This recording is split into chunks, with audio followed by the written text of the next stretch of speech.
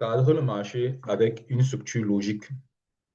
En trading, pour bien trader, il faut que le marché soit cadré. On veut savoir exactement quelles sont les parties du marché moins chères, les parties du marché chères qu'on doit acheter et vendre. Supposons qu'on a une voiture ici, n'est-ce pas, qui euh, coûtait 10 millions de francs CFA. 10 millions de francs CFA. 10 millions de francs CFA, c'est à peu près 17 000 $ à l'achat au départ. Après, le prix est monté, c'est devenu plutôt 12 millions. 12 millions. 12 millions de francs CFA, c'est à peu près 21 000 $. 21 000 $. OK.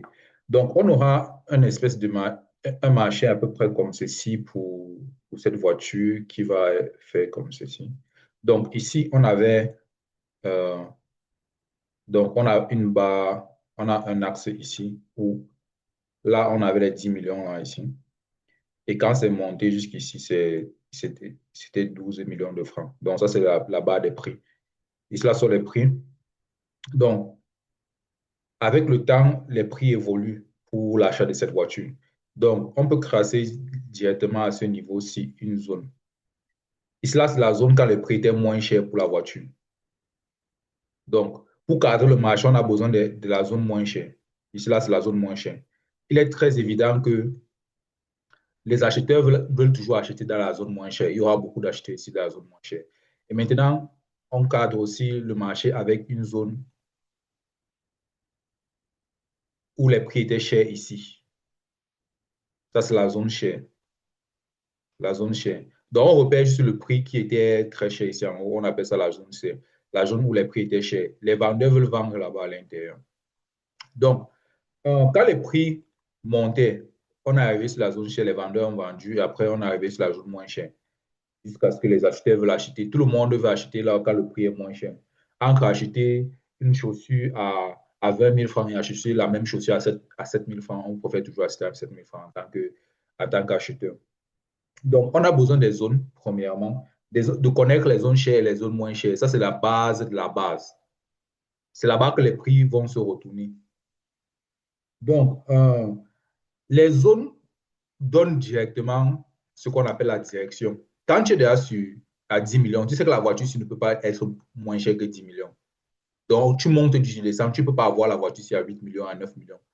Donc, la zone directement donne également la direction du prix. À partir d'ici, on sait déjà que le prix va monter. Donc, pour la structure du marché, une structure du marché doit avoir quoi? La structure doit avoir, un, les zones. Il n'y a que deux types de zones, une zone chère et une zone moins chère. J'ai pas écrit le moins cher, c'est bien. Euh, une zone chère et une zone moins chère. Ici, là, je devais mettre moins cher comme ceci. Voici une zone moins chère. Donc, on doit avoir les zones, premièrement.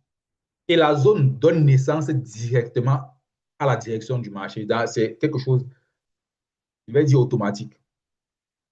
C'est un peu comme une femme. Quand tu vois une femme, elle peut déjà donner naissance.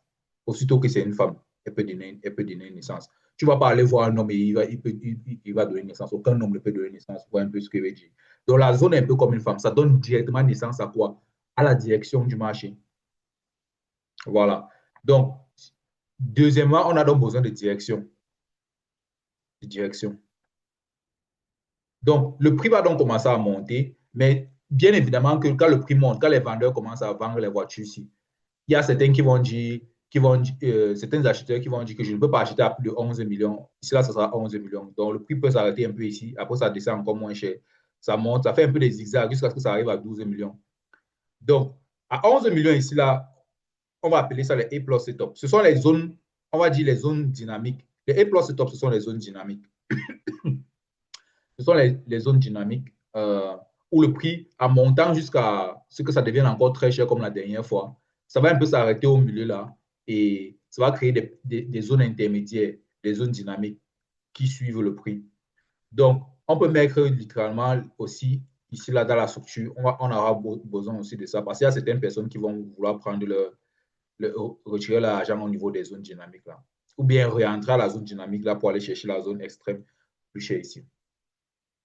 Donc, on a ça. Et maintenant, il y a quelque chose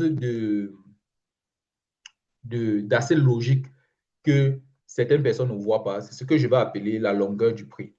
On connaît déjà, à partir de 10 millions jusqu'à 12 millions, on connaît combien ça fait. Ça fait 2 millions d'écart entre le moins cher et l'extrême cher que la voiture s'est à coûté. Ça fait 2 millions d'écart. On connaît ça à l'avance. On connaît la distance ici. Donc, une structure de marché, un cadrage de la structure de marché doit avoir la longueur de combien ça peut faire.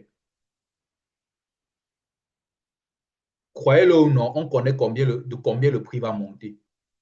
Même d'ici à là, on connaît de combien. C'est 1 million. Donc, une structure doit avoir les quatre éléments ici.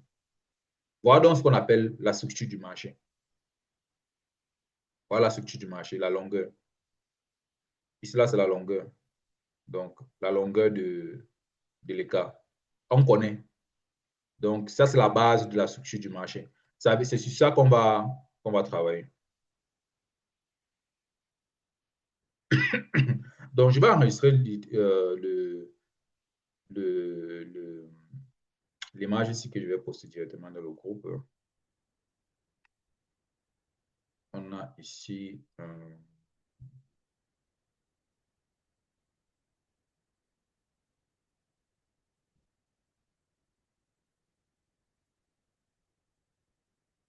je vais enregistrer ça sous le nom de structure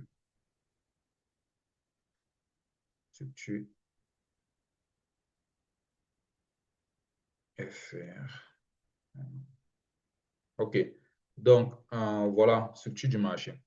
Comment cadrer le marché. Donc, ça va être ça qu'on va évoluer. C'est la première étape.